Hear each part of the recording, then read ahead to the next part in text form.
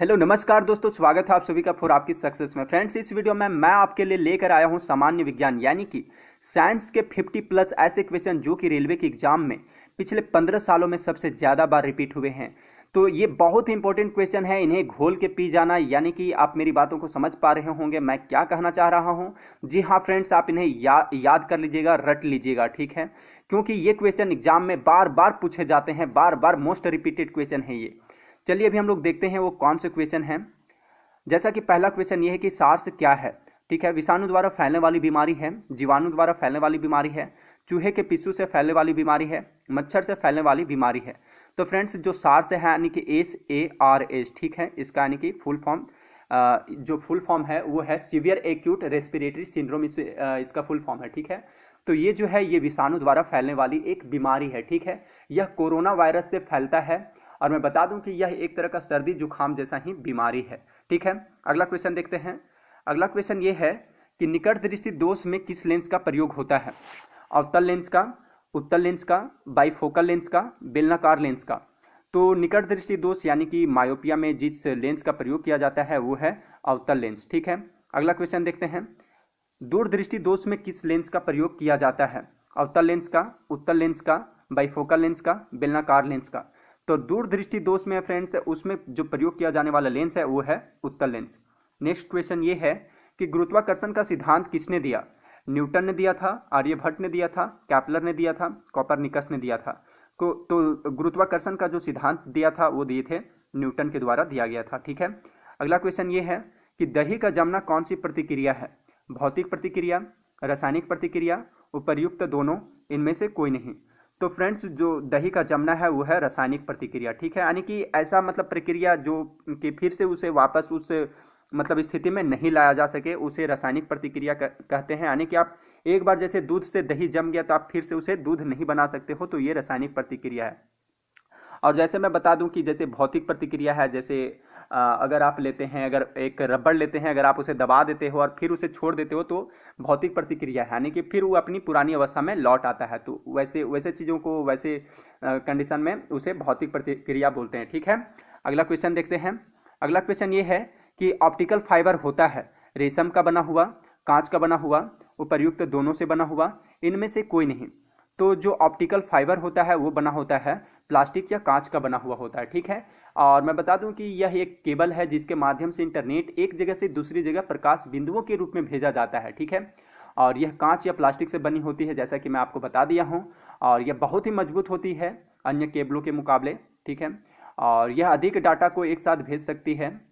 तो फ्रेंड्स, और मैं बता दूं इसका जो आविष्कार किया गया था वो किया गया था नरिंदर सिंह कपैनी ने किया था।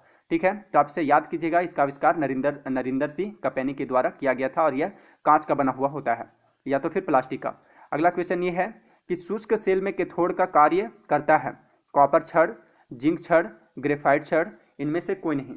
तो शुष्क सेल में जो कैथोड का काम करता है वो करता है ग्रेफाइट छड़।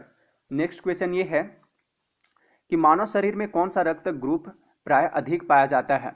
ए पॉजिटिव, बी पॉजिटिव, ए प्लस बी पॉजिटिव, सॉरी ये बी पॉजिटिव, ओ पॉजिटिव। तो मानव शरीर में जो यानी कि सबसे ज़्यादा जो रक्त पाया जाता है वो है बी पॉजिटिव, और मेरा भी बी पॉजिटिव ही है। ठीक है, मेरे पूरे फैमिली में जितने यानी कि घर वालों सभी का बी पॉजिटिव ही, मतलब रक्त ग्रुप पाया जाता है लोगों में वो बी पॉजिटिव ही होता है। तो आप इसे याद कर लीजिएगा। अगला क्वेश्चन ये है कि मानव शरीर में कितनी हड्डी होती है। 200, 206, 300, 306। तो मानव शरीर में जो कुल हड्डियों की संख्या है वो है 206। अगला क्वेश्चन ये है कि दूध की शुद्धता मापने वाला यंत्र कौन सा है। Lactometer, actinometer, spectrometer, pedometer. तो फ्रेंड्स, जो दूध की शुद्धता मापने वाला यंत्र है वो है लेक्टोमीटर। ठीक है, अगला क्वेश्चन ये है कि सीने बार किसका प्रमुख अयस्क है। लोहा का, पारा का, चांदी का, तांबा का। तो सीने बार जो है वो है अयस्क पारा का। अगला क्वेश्चन ये है कि किस रोग के प्रतिरोध के लिए BCG का टीका दिया जाता है। चेचक के लिए, पोलियो के लिए, टीबी के लिए, हेपेटाइटिस के लिए। तो जो BCG का जो टीका दिया जाता है यानी कि बेसिलस कॉलमेट ग्यूरिन, इसका मतलब फुल फॉर्म है, यानी मैं बता दिया बेसिलस कॉलमेट ग्यूरिन। ठीक है, तो ये मुख्यतः यक्ष्मा जिसे यानी कि टीबी बोला जाता है उसके रोकथाम के लिए नवजात शिशुओं को लगाया जाता है। और बता दूं फ्रेंड्स, अभी जैसा कि मैं बताया हूँ BCG यानी कि बेसिलस कालमेट ग्यूरिन। तो यहाँ बी से बहुत बार एग्जाम में पूछ लिया जाता है कि बी का मतलब क्या है, तो उसका मतलब है बेसिलस, ठीक है। सी का मतलब है कालमेट, और जी से मतलब है, जी का मतलब ग्यूरिन, यानी कि बेसिलस कालमेट ग्यूरिन। तो आप इसे फर्स्ट बी वाला तो पक्का याद रखिएगा, बेसिलस, क्योंकि एग्जाम में ये भी पूछा जाता है। अगला क्वेश्चन देखते हैं। अगला क्वेश्चन ये है कि स्त्रियों और बच्चों की आवाज़ तीखी होती है, इसका कारण है उच्च आवृत्ति, उच्च आयाम, कमजोर स्वर तंतु, निम्न आवृत्ति।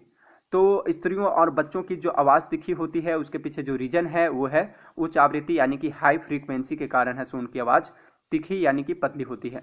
अगला क्वेश्चन ये है कि गुब्बारे में कौन सी गैस प्रयुक्त की जाती है, हाइड्रोजन, हीलियम, ऑक्सीजन, आर्गन। तो गुब्बारे में या तो फिर हवाई जहाज के टायरों में जो जिस गैस की प्रयोग किया जाता है वो है हीलियम, ठीक है। हीलियम यानी कि बहुत ही हल्का गैस है, इसलिए इसका प्रयोग किया जाता है। अगला क्वेश्चन ये है कि मूत्र का पीला रंग निम्न में से किसके कारण होता है, यूरोक्रोम, रुधिर के कारण, कोलेस्ट्रॉल, या तो फिर बाइल के कारण। तो मूत्र का जो पीला रंग होता है यानी कि पेशाब का पीला रंग होता है वो होता है यूरोक्रोम के कारण। नेक्स्ट क्वेश्चन ये है कि ब्लीचिंग पाउडर या व्यंजक चूर्ण का रासायनिक सूत्र क्या है, Cl2 वो Cl, वो Cl2, वो Cl, वो Cl। तो फ्रेंड्स ब्लीचिंग पाउडर यानी कि विरंजक चूर्ण जिसे पानी के प्यूरिफिकेशन में यूज किया जाता है उसका जो रासायनिक सूत्र है वो है CaCl2, ठीक है। और इसका जो रासायनिक नाम है वो है कैल्शियम हाइपोक्लोराइड। तो आप इसे भी याद रखिएगा कैल्शियम हाइपोक्लोराइड को, क्योंकि ऐसे भी एग्जाम में पूछा जा सकता है। अगला क्वेश्चन देखते हैं। अगला क्वेश्चन ये है कि फाउंटेन पेन का आविष्कारक कौन था, फ्रैंकलिन, एयरमैन, लीडमैन, वाटरमैन। तो जो फाउंटेन पेन यानी कि फाउंटेन पेन जो है यानी निब के जैसा, निब वाला पेन, आप इसे गूगल पे सर्च करके देख लीजिएगा कि फाउंटेन पेन कैसा होता है। तो उसका जो आविष्कारक थे वो थे वाटरमैन, ठीक है। इनका जो पूरा नाम है वो है लेविस वाटरमैन। अगला क्वेश्चन देखते हैं। अगला क्वेश्चन ये है कि जेनेटिक कोड की खोज किसने की, विलियम हार्वे ने, हरगोविंद खुराना ने, लुई पास्चर ने, एफ वेंटिंग ने। तो जेनेटिक कोड का जो खोज किया गया था वो किया गया था हरगोविंद खुराना के द्वारा। अगला क्वेश्चन ये है कि किसे भारी जल कहा जाता है, बर्फ को, ड्यूटोरियम ऑक्साइड को, आसुत जल को, इनमें से कोई नहीं। तो भारी जल जिसे मतलब कहा जाता है वो कहा जाता है ड्यूटोरियम ऑक्साइड को, और इसका जो रासायनिक सूत्र होता है वो भी एग्जाम में पूछा जाता है, इसलिए आप इसे भी याद रखिएगा, यानी कि D2O, ठीक है, ड्यूटोरियम ऑक्साइड। आगे बढ़ते हैं हम लोग। सोडियम कार्बोनेट का व्यापारिक नाम क्या है, धोने का सोडा, खाने का सोडा, कास्टिक सोडा, सिंदूर। तो फ्रेंड्स जो सोडियम कार्बोनेट है उसका जो व्यापारिक नाम है वो है धोने का सोडा, ठीक है। यानी कि इसका मैं सूत्र ऐसे ही बता देता हूँ, Na2, ठीक है, Na2CO3, आप इसे याद रखिएगा, Na2CO3 इसका है सोडियम कार्बोनेट यानी कि धोने का सोडा का रासायनिक सूत्र। अगला क्वेश्चन ये है कि किस तत्व के कारण मनुष्य में एनीमिया होता है, आयोडीन के कारण, कैल्शियम के कारण, आयरन के कारण, पोटेशियम के कारण। तो एनीमिया जो मनुष्य में होता है उसके पीछे जो कारण है, रीजन है, वो है आयरन की कमी का होना, ठीक है। अगला क्वेश्चन ये है कि खाने का सोडा का रासायनिक सूत्र क्या है, जिसे बेकिंग सोडा भी बोला जाता है। तो K2CO3, NaHCO3, Na2CO3, Na2SO4। तो खाने का सोडा यानी कि जिसे बेकिंग सोडा भी कहा जाता है उसका जो रासायनिक सूत्र है वो है NaHCO3, और इसका जो रासायनिक नाम है वो है सोडियम बाइकार्बोनेट, ठीक है। और जो धोने का सोडा है उसका सूत्र है Na2CO3, और इसका जो रासायनिक नाम है वो है सोडियम कार्बोनेट, और इसका है सोडियम बाइकार्बोनेट, ठीक है। ये एग्जाम में बहुत बार ये क्वेश्चन पूछा जाता है, तो आप इसे याद कर लेना, टिप्स पे ये क्वेश्चन याद होना चाहिए, ठीक है। अगला क्वेश्चन ये है कि जल का हिमांक यानी कि फ्रीजिंग पॉइंट है 4 degree Celsius, 0 degree Celsius, 100 degree Celsius, -4 degree Celsius. तो जो फ्रीजिंग पॉइंट है जल का यानी कि हिमांक है वो है 4 डिग्री सेल्सियस, ठीक है, 4 डिग्री सेल्सियस ही है। और मैं बता दूं यानी कि 4 डिग्री सेल्सियस पर है सो जल मतलब यानी पानी है सो जमना शुरू हो जाता है। और एक चीज़ और इसमें ऐड करना चाहूँगा कि 4 डिग्री सेल्सियस पर ही जल का घनत्व सबसे अधिक होता है, और जैसे ही इससे कम यानी कि 4 डिग्री से जैसे ही कम होता है इसका मतलब कि टेम्परेचर या तो फिर बढ़ता है तो इसका घनत्व ऐसो घट जाता है। तो ये भी क्वेश्चन पूछा जाता है कि सबसे अधिक यानी जल का सबसे अधिक घनत्व कब होता है, तो होता है 4 डिग्री सेल्सियस यानी 4 डिग्री सेल्सियस पर। और जल का जो हिमांक है यानी फ्रीजिंग पॉइंट है यानी जमने का जो स्टार्ट होता है, जमना शुरू होता है, वो होता है 4 डिग्री सेल्सियस पर जमना स्टार्ट हो जाता है। ठीक है, आगे बढ़ते हैं हम लोग। कपास के पौधे के किस भाग से कपास का रेशा निकाला जाता है? जड़ से, पत्तियां से, तने से, बीज से। तो कपास के पौधे के जिस भाग से मतलब ये कपास का जो रेशा निकाला जाता है वो है बीज से। ठीक है, अगला क्वेश्चन ये है कि लार की प्रकृति कैसी होती है? निष्प्रभावी, अम्लीय, क्षारीय, उभयधर्मी।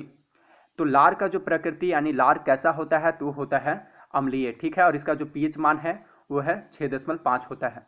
आगे बढ़ते हैं हम लोग। किसी लेंस की क्षमता किससे व्यक्त की जाती है? वाट से, डायोप्टर से, जूल से, यानी कि इनमें से कोई नहीं। तो किसी लेंस की जो क्षमता जो व्यक्त की जाती है वो की जाती है डायोप्टर में। ठीक है, डायोप्टर में इसे मापा जाता है। अगला क्वेश्चन ये है कि निम्न में से किसे किसानों का मित्र कहा जाता है?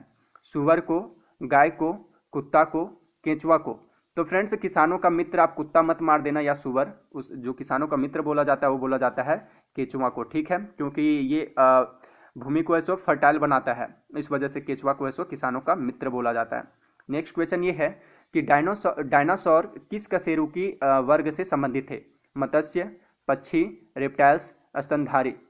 तो डायनासोर का जो संबंध था जिस कशेरुकी से, उसका नाम है रेप्टाइल्स। ये यानी कि रेप्टाइल प्राणी के ये जानवर थे, जैसे अभी सांप हैं या तो फिर घड़ियाल, गिरगिट, ये सारे रेप्टाइल कशेरुकी के हैं। स्तनधारी में जैसे अभी मनुष्य हो गया। ठीक है, और मैं बता दूं कि डायनासोर जो है वो 65 मिलियन वर्ष पहले विलुप्त हो गए हैं। अगला क्वेश्चन ये है कि एक प्रकाश वर्ष है समय का मात्रक, दूरी का मात्रक, तीव्रता का मात्रक, सूर्य से उत्सर्जित प्रकाश का मापन। तो फ्रेंड्स, जो प्रकाश वर्ष है वो है दूरी का मात्रक। ठीक है, इसे दूरी मापा जाता है। अगला क्वेश्चन देखते हैं। अगला क्वेश्चन ये है कि एक प्रकाश वर्ष बराबर कितना होता है? 9.46 into 10⁻15 metre, 9.46 into 10⁻13 metre, 9.46 into 10⁻10 metre, 9.46 into 10⁸ metre.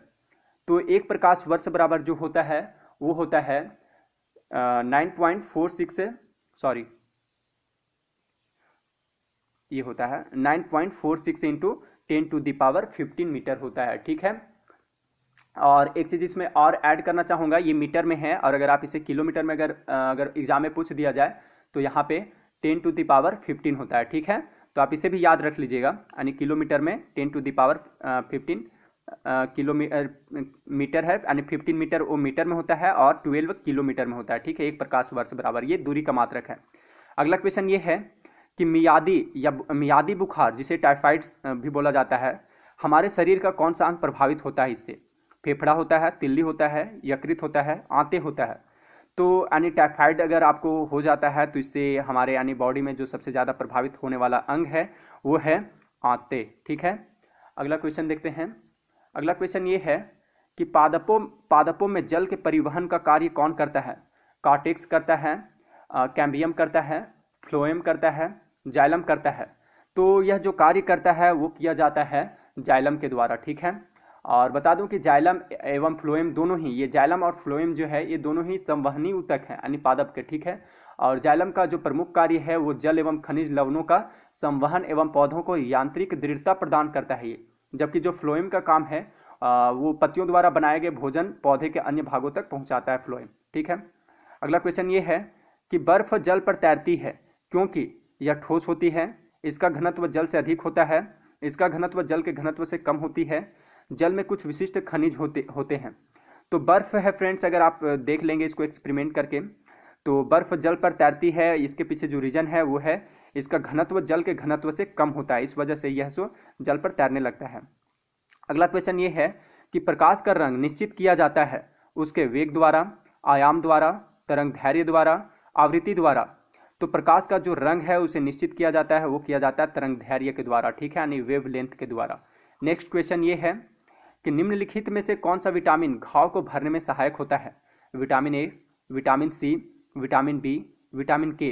तो विटामिन जो विटामिन है जो कि घाव भरने में सहायक होता है वो है विटामिन के, और विटामिन के ही है फ्रेंड्स जो रक्त को थक्का जमाने में मदद भी करता है। तो ये भी क्वेश्चन पूछा जाता है कि रक्त को यानी स्पंदन यानी कि थक्का जमाने में कौन सा विटामिन मदद करता है, तो है विटामिन के। ठीक है, और इसका भी जो आंसर है 35 का वो है ऑप्शन नंबर डी। अगला क्वेश्चन ये है कि गाय का गर्भकाल कितने दिनों का होता है? 280 दिनों का, 300 दिन का, 330 दिन का, 340 दिन का। तो जो गाय का जो गर्भकाल है वो समय है वो है 280 दिन का। ठीक है, नेक्स्ट क्वेश्चन, सर्पदंश से शरीर का कौन सा भाग प्रभावित होता है? यानी कि अगर सांप काट ले तो कौन सा हमारे अंग का प्रभाव, मतलब कि हमारे शरीर का कौन सा अंग यानी कि भाग प्रभावित होता है? मस्तिष्क, तंत्रिका तंत्र, फेफड़ा, हृदय। तो जो सबसे ज़्यादा प्रभावित होने वाला भाग है वो है तंत्रिका तंत्र, जिसे यानी कि नर्वस सिस्टम भी बोलते हैं। ठीक है, यानी नर्वस सिस्टम ही सबसे अधिक प्रभावित होता है। पीतल किसकी मिश्र धातु है? तांबा और टीन की, तांबा और एल्युमिनियम की, तांबा और जस्ता की, तांबा और लोहा की। तो पीतल जिस मिश्र धातु मतलब जिसकी मिश्र धातु है वो है तांबा और जस्ता का। ठीक है, यानी कि तांबा का जो ये होता है मतलब संकेत वो होता है Cu, और जस्ता का होता है, ठीक है, जस्ता का होता है जस्ता, और इसे जिंक भी बोला जाता है Zn। अगला क्वेश्चन देखते हैं। अगला क्वेश्चन ये है कि प्रेशर कुकर में, और एक चीज़ और मैं यहाँ पे बता दूँ ताकि ये भी हो जाए साथ ही साथ, कि यहाँ पे तांबा और टीन है, ये इससे है सो कांसा का, ये कांसा का मिश्र धातु है। ठीक है, तो आप इसे भी याद रख लीजिएगा, कांसा का मिश्र धातु है ये, और ये जो है ये पित्तल का मिश्र धातु है। ठीक है, अगला क्वेश्चन देखते हैं। अगला क्वेश्चन ये है कि प्रेशर कुकर में खाना जल्दी पक जाता है क्योंकि प्रेशर कुकर के अंदर दाब कम होता है, प्रेशर कुकर के अंदर दाब अधिक होता है, प्रेशर कुकर के आकार के कारण, इनमें से कोई नहीं। तो प्रेशर कुकर में खाना बहुत जल्दी पक जाता है, इसके पीछे जो रीजन ये है कि प्रेशर कुकर के अंदर दाब अधिक होता है। नेक्स्ट क्वेश्चन ये है कि ए मीटर से क्या मापा जाता है? विद्युत धारा, विभवांतर, वायु की चाल, उच्च ताप। तो ए मीटर के द्वारा जो मापा जाता है वो मापा जाता है विद्युत धारा।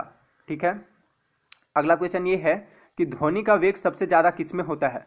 जल में, निर्वात में, इस्पात में, इनमें से कोई नहीं। तो ध्वनि का जो सबसे ज़्यादा वेग होता है वो होता है इस्पात में यानी कि स्टील में। निर्वात में है सो ध्वनि का वेग 0 होता है। अगला क्वेश्चन देखते हैं। वायुमंडल दाब मापने का पैमाना है मैनोमीटर, लैक्टोमीटर, हाइग्रोमीटर, बैरोमीटर। तो वायुमंडल में जो दाब मापने का यंत्र है यानी कि वायुमंडलीय दाब मापने का जो यंत्र है वो है बैरोमीटर के द्वारा वायु दाब मापा जाता है। तो आप इसे याद कर लीजिएगा। और मैं बता दूं कि मैनोमीटर के द्वारा है सो गैसों का दाब मापा जाता है, लैक्टोमीटर के द्वारा है सो दूध की शुद्धता को मापा जाता है, और हाइग्रोमीटर के द्वारा वायु में उपस्थित आर्द्रता को मापा जाता है। ठीक है, तो आगे बढ़ते हैं हम लोग। अमीबा में कुल कितने सेल यानी कि कोशिका होते हैं? 3, 2, 1, 4। तो अमीबा है सो फ्रेंड्स आप पढ़े भी होंगे कि अमीबा एक कोशिकीय प्राणी है। ठीक है, ये एक कोशिकीय होता है। तो इसका आंसर हो जाएगा ऑप्शन नंबर सी। अगला क्वेश्चन ये है कि रेफ्रिजरेटर में कौन सी गैस शीतलन करता है यानी ठंडा जो करने वाला जो गैस है वो कौन सा है? Ammonia, फ्रियान, oxygen, nitrogen. तो इसका जो आंसर है वो है फ्रियान, यानी फ्रियान गैस उसमें रहता है। ठीक है, अगला क्वेश्चन ये है कि इलेक्ट्रॉन के खोज करता है J Thomson, Rutherford, James Chadwick, इनमें से कोई नहीं। तो इलेक्ट्रॉन के जो खोज करता है वो है जे थॉमसन। ठीक है, मैं इसे फ्रेंड्स इसे ट्रिक से याद रखा हूँ, आप भी याद रखें उससे। ईंट पर नाच। ठीक है, आपको याद रखना ईंट पर नाच। ई से इलेक्ट्रॉन, टी से जे थॉमसन। ठीक है, यानी कि टॉमसन। फिर ईंट पर प से प्रोटॉन, र से रदरफोर्ड, यानी कि रदरफोर्ड जो है प्रोटॉन का खोज किए हैं। फिर आगे आता है ईंट पर हो गया नाच। अब नाच आता है न से न्यूट्रॉन, अच्छा से चैडविक। तो आपको यानी कि ये थॉमसन, रदरफोर्ड और चैडविक याद रखना है। ईंट पर नाच, ईंट पर नाच। ठीक है, अगला क्वेश्चन देखते हैं हम लोग। निम्नलिखित में से किसे भविष्य की धातु कहा जाता है? स्टील, तांबा, लोहा, टाइटेनियम। तो भविष्य की जो धातु कहे जाने वाला जो तत्व है यानी कि वो धातु है वो है टाइटेनियम। ठीक है, हीटर के तार किस चीज के बने होते हैं? तांबा के, टंगस्टन के, नाइक्रोम के, एल्युमिनियम के। तो हीटर के जो तार बने होते हैं वो बने होते हैं नाइक्रोम के। लोहे का जंग लगने से उसका भार बढ़ता है, घटता है, अपरिवर्तित रहता है, पहले बढ़ेगा फिर घटेगा, क्या होता है? तो लोहे में अगर जंग लग जाता है तो उसका जो भार है, वेट है, वो है सो बढ़ जाता है। ठीक है। एड्स रोग किससे फैलता है? बैक्टीरिया से, वायरस से, मच्छर से, इनमें से कोई नहीं। तो फ्रेंड्स, जिनको भी एड्स हो जाता है उसे मतलब एड्स जो फैलता है वो फैलता है वायरस से। ठीक है। अगला क्वेश्चन देखते हैं। अगला क्वेश्चन ये है कि कशिश का तेल कहलाता है नाइट्रिक अम्ल, हाइड्रोक्लोरिक अम्ल, एसिटिक अम्ल, सल्फ्यूरिक अम्ल। तो कशिश का जो तेल बोला जाता है वो कहलाता है सल्फ्यूरिक अम्ल को। ठीक है, सल्फ्यूरिक अम्ल है सो कशिश का तेल ऐसे बोला जाता है। मृग मरीचिका बनने का कारण है प्रकाश का व्यक्तीकरण, प्रकाश का विवर्तन, प्रकाश का ध्रुवन, प्रकाश का पूर्ण आंतरिक परावर्तन। तो मृग मरीचिका यानी कि जो मिराज बनता है, इंग्लिश में मिराज बोलते हैं इसे, तो वो बनने के पीछे जो रीजन है वो है प्रकाश का पूर्ण आंतरिक परावर्तन। ठीक है। अगला क्वेश्चन ये कि एलिसा परीक्षण किसके लिए निर्देशित है? एड्स के लिए, टाइफाइड के लिए, पोलियो के लिए, कैंसर के लिए। तो जो एलिसा टेस्ट जो किया जाता है वो किया जाता है एड्स का पता करने के लिए कि कहीं एड्स तो नहीं हो गया है। ठीक है, तो एलिसा परीक्षण एड्स से संबंधित है। नेक्स्ट क्वेश्चन ये है कि परमाणु बम की खोज किसने की थी? ऑटो हान ने, अल्बर्ट आइंस्टीन ने, एडिसन ने, रदरफोर्ड ने। तो परमाणु बम का जो खोज किया गया था वो किया गया था ऑटो हान के द्वारा। अगला क्वेश्चन ये है कि डॉक्टर सीवी रमन को किस विषय में नोबेल पुरस्कार मिला? साहित्य के क्षेत्र में, औषधि विज्ञान में, भौतिकी में, रसायन शास्त्र में। तो फ्रेंड्स, जो डॉक्टर सीवी रमन थे ये भारत के महान भौतिक मतलब कि वैज्ञानिक थे, भौतिक के ये साइंटिस्ट थे भौतिकी के क्षेत्र में। तो इनको ऐसो नोबेल पुरस्कार 1930 में मिला था। ये भी क्वेश्चन पूछा जाता है। ठीक है, 1930 में। अगला क्वेश्चन देखते हैं। निम्नलिखित में से कौन सा विटामिन जल में विलय होता है? Vitamin A, vitamin E, vitamin C, vitamin D. तो जल में जो विलय होने वाला जो विटामिन है वो है विटामिन सी। ठीक है, विटामिन बी और सी ये दोनों है सो जल में घुलनशील हैं। और जो विटामिन ये हो गया, ये डी, ई और के, ठीक है, आप इसे भी याद रखिएगा। ये डी और के जो है ये सो वसा में घुलनशील विटामिन है और विटामिन घुलनशील है। ये भी क्वेश्चन दोनों मतलब पूछे जाते हैं। ठीक है। अगला क्वेश्चन ये है कि डायनामाइट का आविष्कार किसने किया था? अल्फ्रेड बर्नार्ड नोबेल ने, इमैनुएल स्वीडेनबर्ग ने, चार्ल्स डी गियर ने, ओलास रुडबेक ने।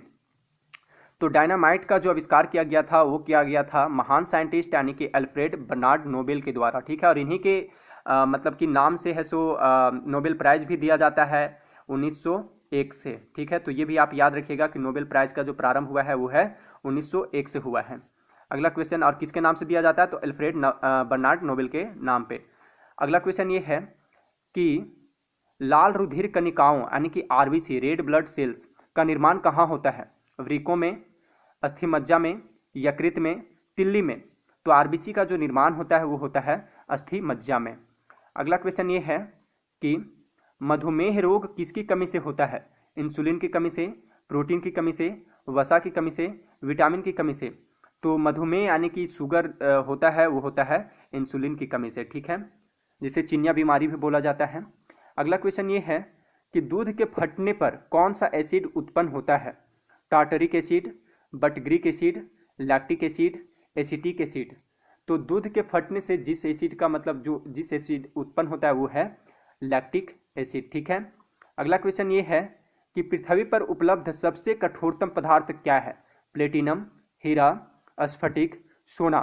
तो फ्रेंड्स, पृथ्वी पर अभी तक का जो सबसे मतलब कि कठोर पदार्थ है यानी कि जो सबसे कठोरतम पदार्थ है वो है हीरा। ठीक है, तो ये था 60 क्वेश्चन, 50 प्लस मैं बताया था, तो इसमें टोटल 60 क्वेश्चन थे। और अगर आपको इन क्वेश्चन का पीडीएफ फाइल चाहिए तो इसका डाउनलोड लिंक डिस्क्रिप्शन में दिया हुआ है, तो आप वहां से इसे डाउनलोड कर लीजिए और प्रैक्टिस करते रहिएगा, क्योंकि ये रेलवे ग्रुप डी और असिस्टेंट लोको पायलट के एग्जाम में इसका आने का संभावना 100% है। बहुत सारे इससे इस वीडियो से यानी इस प्रश्न से क्वेश्चन पूछे ही जाएंगे। ठीक है, 10 से 15 क्वेश्चन आ सकते हैं इससे, तो आप इसे याद कर लीजिएगा। टिप्स पे याद होने चाहिए, एकदम कंठस्थ याद कर लीजिएगा, इसे घोल के पी जाइएगा। और यदि आपको इस वीडियो का सेकेंड पार्ट चाहिए तो नीचे कमेंट बॉक्स में मुझे ज़रूर बताइएगा, मैं ताकि वीडियो फिर उस तरह मैं बनाऊंगा आपके लिए। और लाइक और सब्सक्राइब अभी ज़रूर कीजिएगा फ्रेंड्स, क्योंकि बहुत मेहनत किया हूँ आपके लिए ये वीडियो तैयार करने के लिए। और कमेंट करके ज़रूर बताइएगा कि यह वीडियो आपको कैसी लगी। ठीक है, और शेयर करना न भूलें। Thanks for watching.